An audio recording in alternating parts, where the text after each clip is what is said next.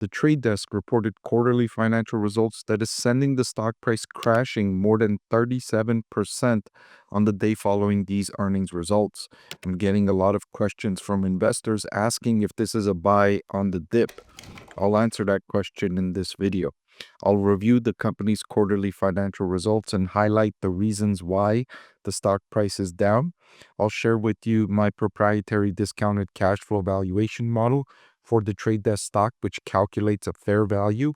And I'll look at valuation on another perspective so we get a comprehensive look at this valuation now at this new lower price. And I'll answer if I think it's a buying opportunity here at these levels at around $55 a share. I want to thank the Motley Fool for sponsoring this video. Visit fool.com/Parkev for the 10 best stocks to buy now. So after the stock markets closed on August 7th, the trade desk reported its second quarter fiscal year 2025 results. The management team saying that Q2 was a strong quarter with revenue growing 19% to $694 million as we continue to outpace the digital advertising market. The trade desk has been gaining market share in the digital advertising market for several consecutive years, and that continued here in this quarter, although its outperformance shrunk to the lowest level that I've seen in many quarters. If you compare the trade desk results with Alphabet and Meta platforms, Reddit, Pinterest, you'll notice that its revenue growth rate wasn't that much more than those companies. In fact, it was less than some of those companies, especially less than Reddit. So, and Reddit has been outpacing many of these companies. It's just such a faster growing business. But the trade desk has, for the most part, outperformed the giants in the digital advertising industry, Alphabet and Meta. And in this most recent quarter, there wasn't much of an outperformance against those two giants. So that's one of the reasons why investors were disappointed. And I'll highlight a few more here, including the significant deceleration in revenue growth. So not only did the company grow revenue by 19%, which was a disappointment in terms of the actual revenue growth rate, but it was down significantly from the same quarter last year where the company reported 26% revenue growth. It was also down significantly from the first quarter of the year, which brought down the overall revenue growth in the first 6 months of 2025. It's now increasing at just 22% compared to 27%. So what we're talking about here is the second derivative, the rate of increase. The company is still increasing revenue, which is good in and of itself, but the second derivative is decreasing, which is not so good, right? You would like to see the second derivative increasing, all else being equal. But I'll point to something that's interesting here, and the companies that have those kinds of growth rates where the second derivative is increasing and they're at these levels around 20% or higher, those companies are trading at much more expensive valuations, and the trade desk is not. So I wouldn't be, and I'm not, overly picky with this kind of second derivative growth rates when I'm looking at a company that's not trading at very expensive valuation. In another sign of a negative for the trade desk, its adjusted EBITDA margin declined, as well as its net income margin declined to 13% from 15%. The adjusted EBITDA margin declined to 39% from 41%. So you have declining second derivative growth, you have declining margins, and so the downsides are starting to add up here for the trade desk in its latest quarterly earnings release. So in some positive news, its customer retention remained over 95% during Q2, as it has for the past 11 consecutive years. Customer retention being this high signals a good customer value proposition. It's one note of evidence I look at to determine how strong a company's customer value proposition is. And you already know, probably, if you don't, if you're new to my channel, the customer value proposition is one of the most important things I look at when I'm evaluating a company. I wrote a book about the 6 things I look at, my 6-step framework, and the customer value proposition is one of those 6 steps. The trade desk has a very strong customer value proposition. Otherwise, businesses wouldn't keep coming back to the trade desk. So the company also announced that it appointed a CFO, I should say, effective August 21st.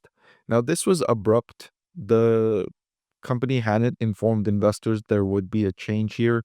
And anytime you have an abrupt change at the top or near the top of the management structure, it spooks investors and it raises questions. Why did this happen? Is there disagreement between the CFO and CEO? What's the cause of this change? And so there's always questions when there's this kind of change. The company spent $261 million to repurchase stock in the second quarter. And as of June 30th, it had $375 million available and authorized for share repurchases. And given the huge stock price decrease, I wouldn't be surprised if the company utilizes a lot more than 261 million to repurchase shares.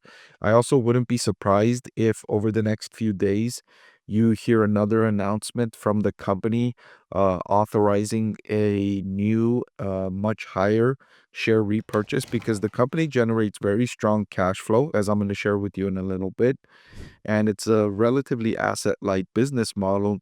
And so I think this is a great opportunity for management to announce a new share buyback and also to reinforce confidence in the company, as especially after this huge stock price decrease.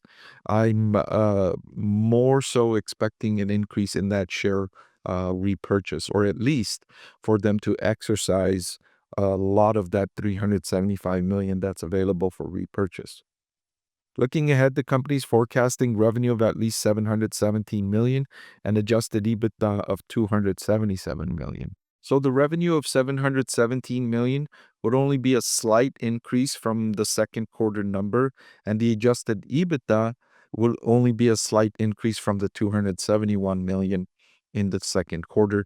So it looks like there's this pressure here in terms of revenue growth for the company. And during the conference call, the management team highlighted some risks from macroeconomic headwinds, especially as a result of the tariffs that are increasing the cost of goods for importers. And importers are more cautious now in purchasing advertising, according to the trade desk. Now, I've seen mixed results from companies on advertising.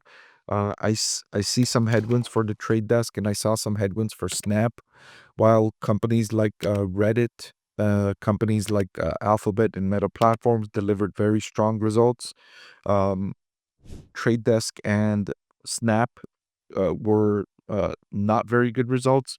Pinterest, I would say, was mixed results. So I'm seeing some bifurcation in the market here for advertising. But like I mentioned, the company's cash flow remains strong. In the 6 months ended June 30th, its cash flow from operations increased to 456 million, up from 266 million in the same time last year. So now let's look at valuation. Here's my proprietary discounted cash flow valuation model for the trade desk. I calculated a fair value for this stock at $73 a share. The current market price is now $55 per share. The discount rate on this company, the weighted average cost of capital at 11.83%, is relatively stable given that the company generates such strong free cash flows. And I wouldn't expect the free cash flow estimates to be revised downward by all that much based on what we're seeing here from the company in the current quarter. The headwinds the management team highlighted from macroeconomic pressure, those are near term, and those should be uh, overcome over the next 3 to 5 quarters as the impacts of tariffs start to work their way through the economy. The management team also highlighted some competitive pressure from Amazon, which is really taking a larger market share in the advertising industry, and it's a giant, so that poses a risk to be sure. Um, But the digital advertising industry is growing so significantly at the expense of linear, and the overall advertising industry is a roughly $1 trillion market opportunity that is likely to continue expanding for decades. And I expect advertising to outpace the growth of the developed economies and underdeveloped economies worldwide. Advertising is such a strong driver of consumer purchases that I don't expect advertising to slow down anytime, ever. I don't expect advertising to ever slow down. There will be cyclical downturns, right? If we go through a recession, businesses will spend less on marketing and advertising. But longer term, I don't expect over any 10-year cycle for advertising to decrease or decline.